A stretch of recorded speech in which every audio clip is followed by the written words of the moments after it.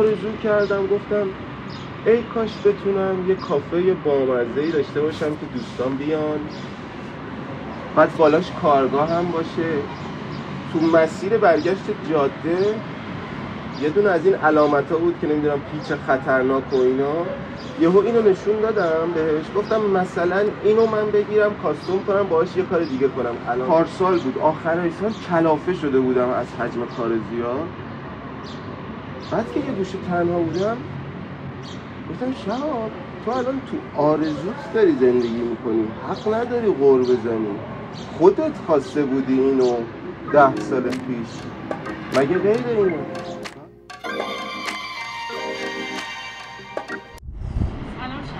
سلام. خوبه؟ قاب خوبه؟ عالیه عالیه، دوست داشتی ما هم باشیم نه؟ بابا یه جوری دیگه نکن خودتون بیشتر از من فکوس بکشید. منطق. آره اینا هستن نقش اصلی متن اگه کمتر باشه من بازی نمی کنم، من اون مدلیه. نه منطقی هم هست. آره من اسمم شهابه. بعد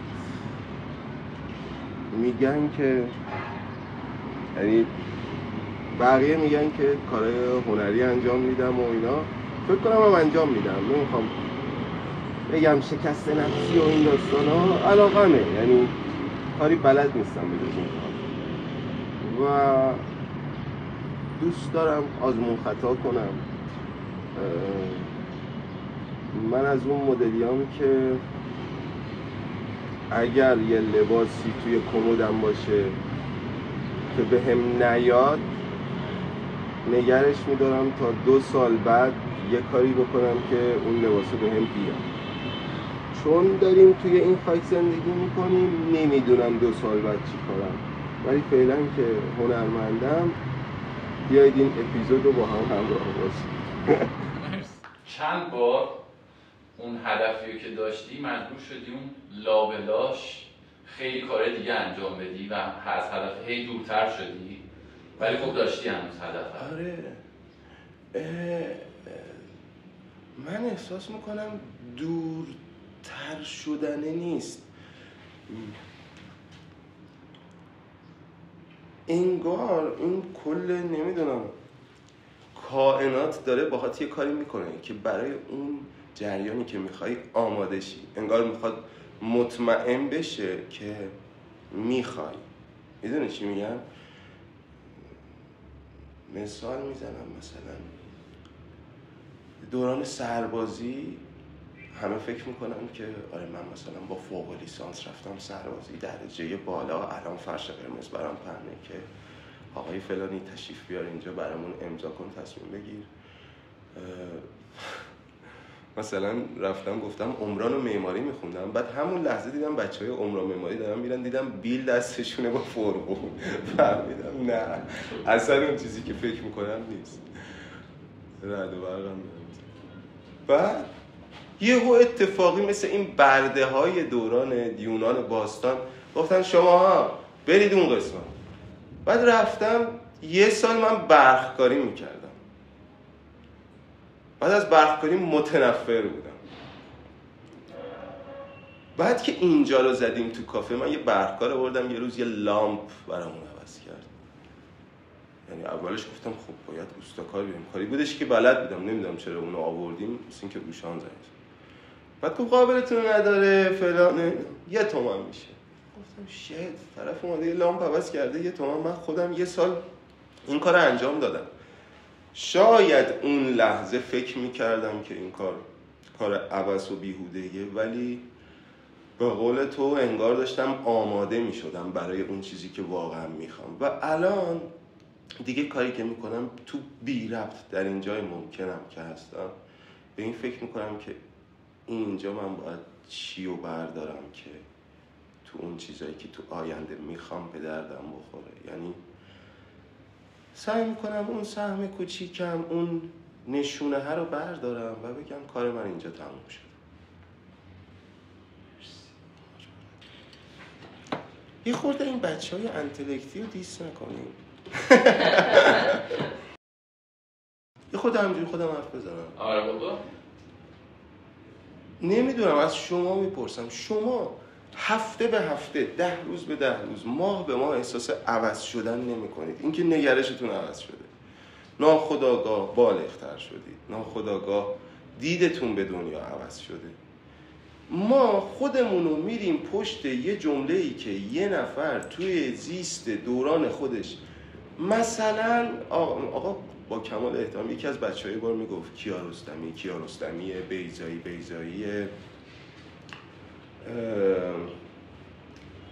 خدایا مؤسس طرف تو دوران پهلوی چیزشو گذرونده، دوران تحصیلشو گذرونده، تو دورانی که بیشترین اهمیت به آرت بوده، اومدن یه مستندی ازش گرفتن، یه جمله‌ای توی اون حال و هوا گفته برای من نقاشی کشیدن مثل شاشیدن. هنوز پایین بچه‌ها دارن میایینم. به خدا اگه زنده بوده الان مؤسسی چیز دیگه میگفت. تو جمله خودت، چرا ما باید پشت جمله یه نفری که تو یک دنیای دیگه بود هی خودمون رو قایم کنیم؟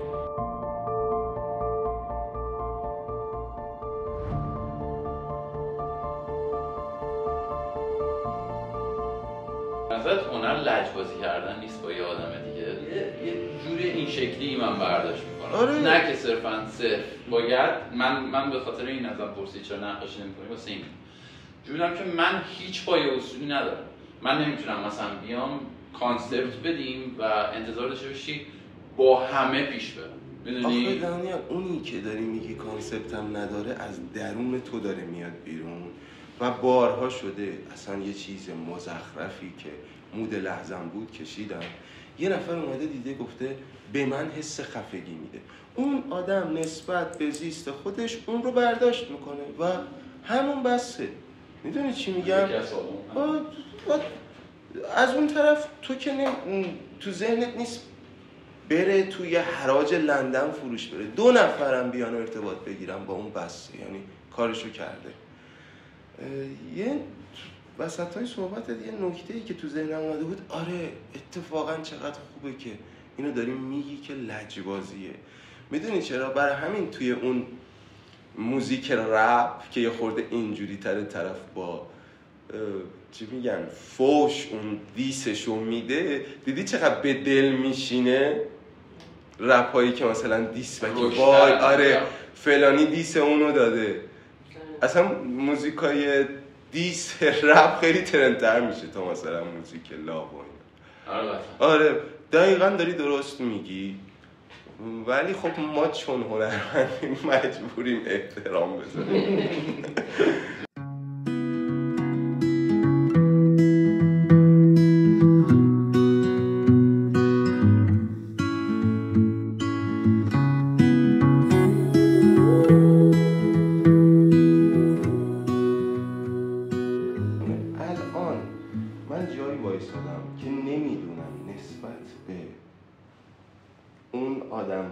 که فقدان رو درون من تشکیل دادن توی سن کم باید متشکر باشم یا باید ازشون متنفر باشم. مثلا من توی کلاس اول راهنمایی یه نقاشی کشیدم از سهراب و سپهری که مثلا تکلیفه. بعد این نقاشی رو انقدر روش کار کردم، خب علاقه داشتم. بعد اینو ما بردیم مثلا هفته بعد سر کلاس که به عنوان تکلیفمون بدیم.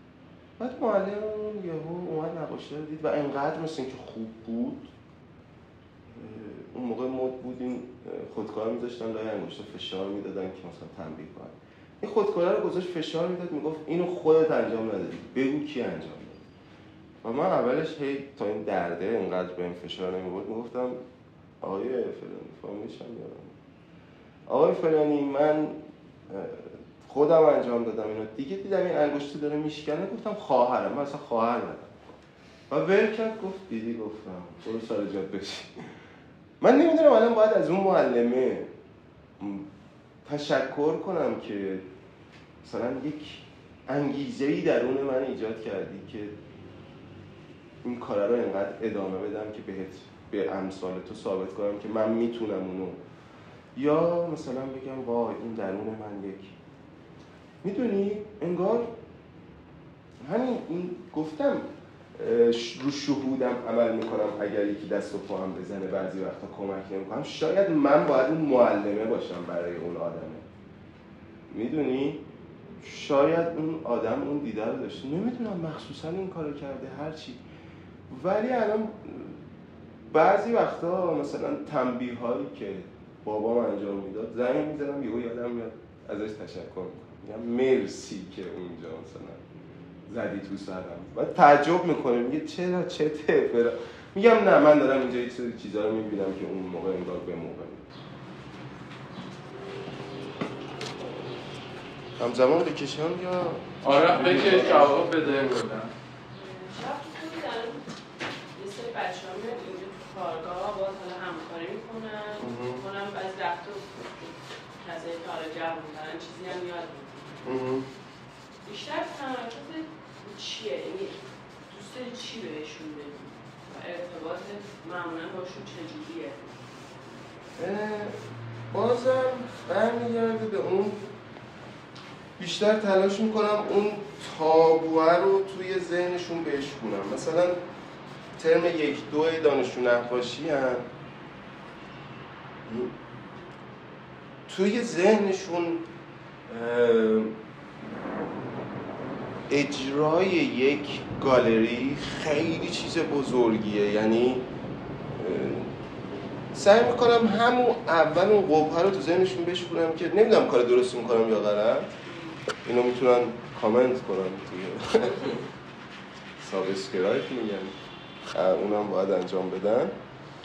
ولی آره بعد مثلا خیلی فیدبک های جالب میگیرم، میگم چرا استاداتون رو دعوت نمیکنید بیان گالریتون رو ببینن؟ بعد بعضیشون میترسن، میگن اگر دعوتشون کنیم استادمون مثلا خودش تا گالری تشکیل نداده بعد حسادت میکنه بعد نمرمون رو کم میده. این چقدر بده. ولی بیشتر آره سعی میکنم بگم خبری نیست، میدونی؟ سر تئاتر هم همینه، اول میای شور و شوق طرف رو میبینی گریه میکنه برای مثلا رسیدن به یه نقش، بعد اوکی مهمه اما خودت مهمتری، میدونی؟ از تمام دستاورد چندین سالی هنری اگه قرار باشه یه چیزی رو تو 2 دقیقه خلق کنی چی؟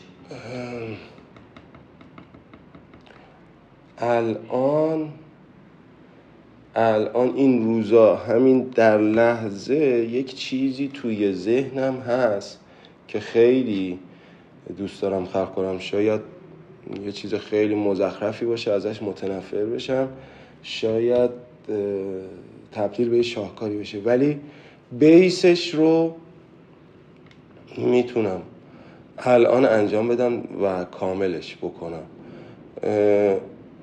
اونم خیلی دوست دارم یه موجودی که برای اکوسیستم خیلی منفوره ولی به شدت نیازه رو بکشم و دوست دارم از نگاه طبیعت بهش نگاه کنم. دوست دارم یک کفتاری رو بکشم که قدیسه و آدم ها دارم میپرستنش و شاید مثلا توی ذهن من مثلا اون آدمی باشه که به شدت منفوره ولی کمترین دلیل حضورش میتونه اون باشه که خوب رو از بد تشخیص بدیم. همین.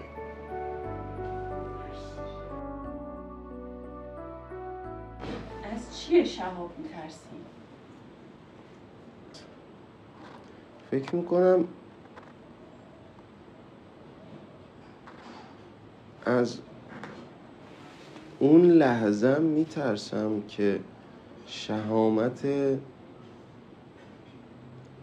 از دست دادن رو نداشته باشم. بعضی وقتا که خیلی خسته میشم همش به این فکر میکنم که شهاب تو یک روزی همه اینها رو میذاری، کوله پشتی تو برمیداری و شروع میکنی به سفر کردن تنهایی و خیلی قرار خوش بگذره، خیلی قرار آدمای جدید ببینی، خیلی قرار جاهای جدید ببینی. از این میترسم که یه روزی شهامت انجام این کار رو نداشته باشم، چون همیشه پس ذهنم هست، همش تصور میکنم که خودم اگه تو این محیط نباشم، خودم اگه کاری نکنم چه اتفاق بدی میفته. ولی یه چیزیه که باید انجام بشه، حالا فرداست، سال بعده، اما میترسم از اون روزی که عمرم تموم بشه و این کار رو انجام نداده باشم. یعنی از شهاب ترسو خیلی میترسم. آره. سکوت. نه بگو. خیلی جالبه که این خونه برای یک یهودی بوده و یهودی ها کسایی بودن که به معماری خیلی اهمیت میدادن و تو تمام فضاهای این خونه یک انرژی باحالی داره و اون موقع است که اهمیت معماری رو متوجه میشی. دمشون گرم، واقعا معماری چیز مهمیه. چجوری اینجا رو پیدا کردی؟ خیلی عجیب. 10 سال پیش. آره. من یه بار اتفاقی ناخودآگاه تو معاشرتم یه جمله گفتم، فکر کنم جواب این باشه. یکی از بچه‌هایی که پیش ما رفت آمد میکرد، بچه نازی آباد بود، بعد زیست ناخودآگاه جه و اونجوری داداش من میخوام نقاشی یاد بگیرم و فلان و اینا. بعد گناهی خیلی هم پیگیر بود، میرفت دفتر میخرید ماژیک، بعد عجیب بود اون انگشتر عقیق و زیست لاتی یهو نقاشی. بعد این صبح می اومد من بهش مثلا خط یاد بدم، میگفتم سعی کن صاف بکشی، اینجوری اونجوری دایره بکش فلان. بعد این یهو برگشت بهم گفت دادا یه کاری کن من سری یاد بگیرم، مثل موتور سواری گاز ترمز کلاجشو به من بگو، من فقط بتونم اینو برونم. ببین نسبت به زیستش میخواست داشت با موتور سواری مقایسه. بعد من یهو یه جمله‌ای بهش گفتم، خودم خیلی حال کردم، فکر کنم جواب این سوالته. بهش گفتم آخه لذتش تو زمین خوردنشه. یعنی تو گاز ترمز کلاج هم یاد بگیری، بعد دیگه میای مخصوصا میخوری زمین، یعنی اینجا رو کج میکشی که بذار ریسک کن. آره مگه کی کامله؟ الان که داری میگی اون کوبیسم و اینا، آره بعد از اون رئالیسم میرن توی این که با قول فرانسیس بیکن میگه من تمام طول زندگیم سعی میکنم که شبیه بچه ها نقاشی بکشم. یعنی طرف میخواد هنوز اون کودکش رو حفظ بکنه، هنوز برگرده. آره برگرده. کی آخه درونش کامله؟ برای همین من احساس میکنم اکثر نقاشا بعد اون دوره رئالیسمش تازه شروع میکنن به مخصوصا خط زدن دستشون، یعنی لغزیدن دستشون. این میشه که اون کاره وقتی میبینم شمشیره یه تیکش میریزه میگم خب دلیل داشته. میدونی؟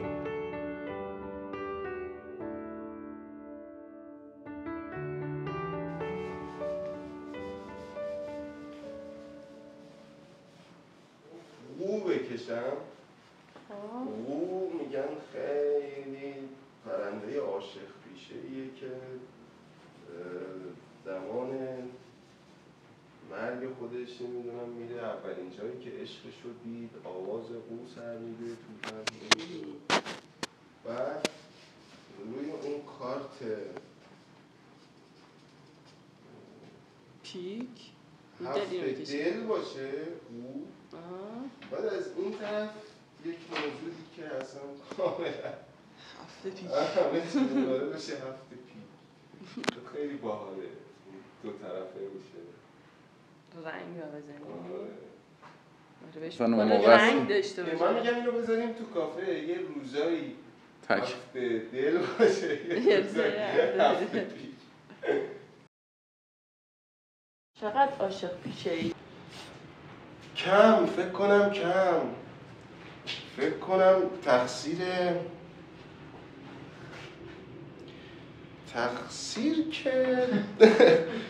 تقصیر بابامه فکر کنم، چون ما 2 تا داداشیم دیگه. اوشان اولیه بود، چشای سبز، موهای بور، مامانم خیلی دوستش داشت. من که دومی بودم دیگه، دیدی لطف تجربه یه بچه بزرگ کردن رو داشتی دیگه تو خونه نبودم، میگفتم برو تو کوچه بازی تو بکن و فلان و اینا. بابا هم ما رو میدید هی میبرد سر کار تو کارگاه، این ور اون ور انبردست رو بده به ما و اینا.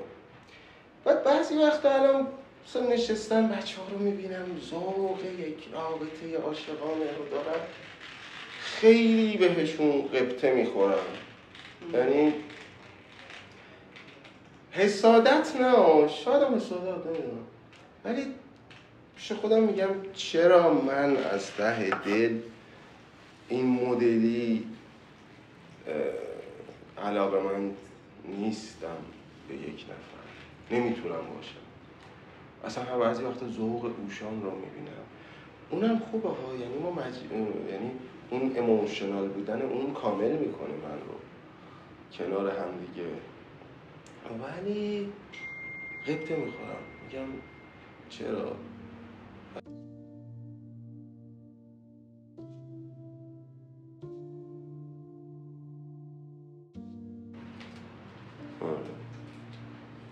جرأتش نداشت. ولی دوست داری تجربهش کنی؟ یک بار. آره.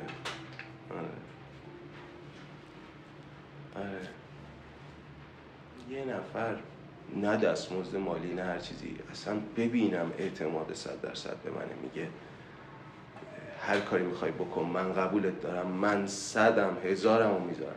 ولی یه نفر که ببینم یه خورده، حتی اوشان داداشم، مثلا ببینم یه خورده داره میگه فلان چیو میخوای چیکار کنی، فلان چیو چیکار کنی، میگم من اینجوری کار نمیکنم، اگر بهم اعتماد نداری من نیست. خیلی بعد الان که گفتی دوست داری تجربهش بکنی، آره، ولی با کسی که اعتماد داشته باشه. آره. به خصوص این روزا که خیلی سخت میشه این کار رو انجام داد، بخاطر اینکه محیط من محیطیه که با دخترها پسرها معاشرت میکنم فلان. نه، نمیشه اگر این اعتماد نباشه.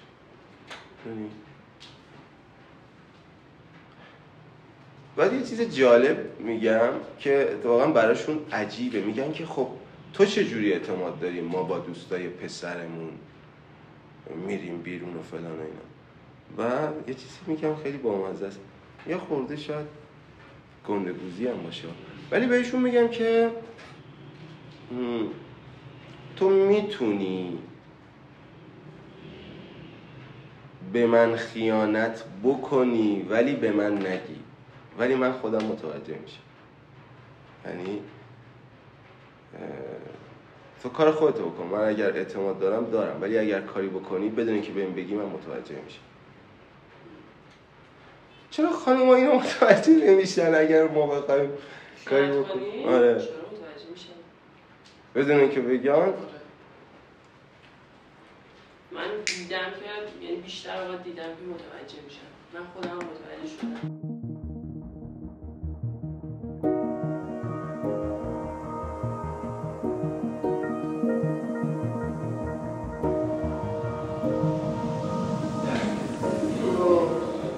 خدافظی و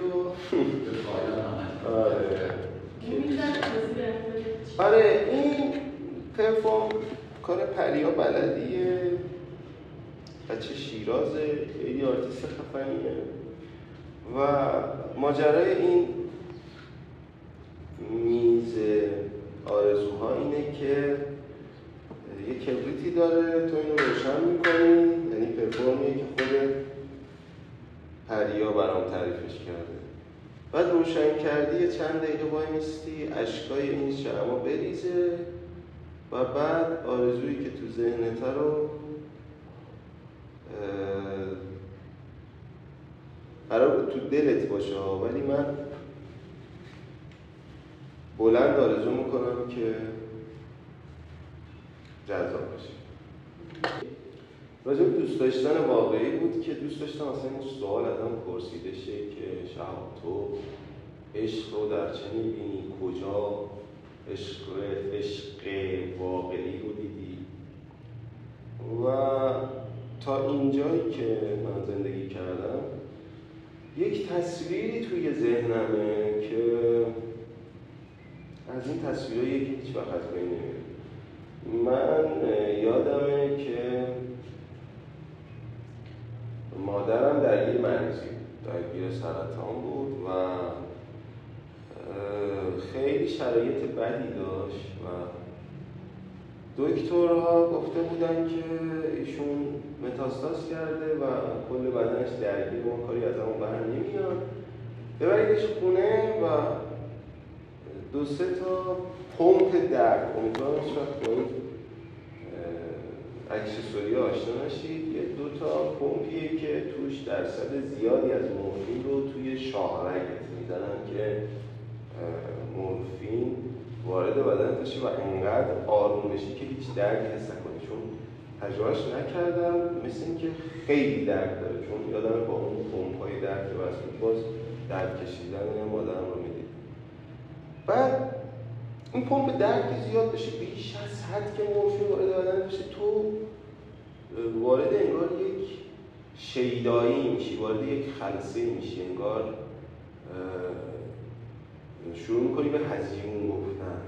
یعنی مادرم منو نمیشناخت، برادرمو نمیشناخت، خواهرشو نمیشناخت، هر کسی که وارد اتاق میشدی اون گفت کی تو اینجا چیکار میکنی اصلا؟ من کجا؟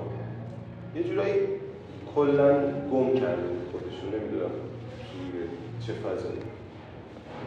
ولی چیز عجیبی که برام جالب بود این بودش که تا آخرین لحظه وقتی بابام میومد تو اتاق لبخند میزد و میگفتش که مرتضی اومدی؟ بعد من اون لحظه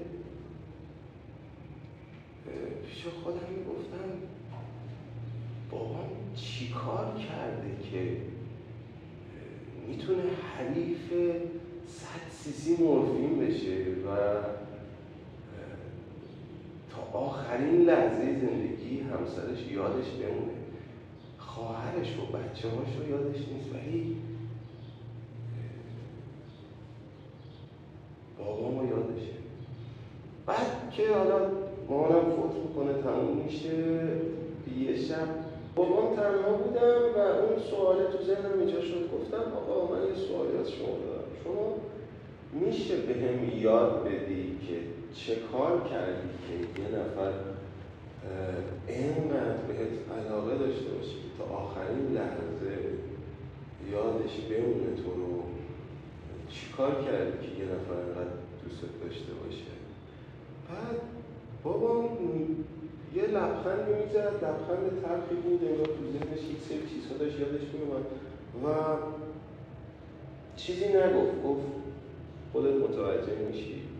معمولا بابای من کاری نمیکنه و انگار برام موفقیتش تو کاری نکرده. بچه بودیم همینطوری بزرگ بشیم یا اصلا خونه نبود. ولی باز دوباره برمیگردم به اون جریان اعتماده که یادمه تو تمام طول زندگیم دیدی بعضی وقتا خانم‌ها شروع می‌کنن به قول زدن، خیلی هم باحاله، خنده دارم مسئله، همش به بابام میگفت آره من سرمو بذارم زمین فردا دستمو یکی زن تو گرفتی آوردی، بچه‌ها طلامو گرفت برد ظرفامو بهش ندید، ظرفام مال شما فلان. بعد بابام میخندید میگفت نکن انسان زشته، خدا نکن. سال که تحویل شد بچه‌ها بهم زنگ زدن، اصلا متوجه شدم سال تحویل شد، زنگ زدم بهش تبریک میگم. بعد گفتم کجایی؟ گفت من اومدم آرامگاه مثلا پیش مامانت که عید پیشش باشم. بعد یه اون دیالوگای مامانم بعد پیش خودم گفتم شهاب یارو میاد 2 ماه نشده ازش تونتون میپرسی کنارت مادرت بود با 2 تا بچه بعد 30 سال زندگی به بابات میگفت من بمیرم دست زنه رو گرفتی فرداش آوردی. این هنوز 2 سال داره برای کنار تو زندگی میکنه حتی وقتی هم که نیست. بعد خواستم تهش به این بگم که امیدوارم آرزو میکنم که به یه نقطه‌ای برسم که بتونه یه نفر با 100 میل مورفین هنوز من رو دوست داشته باشه. امیدوارم بتونم تجربهش کنم.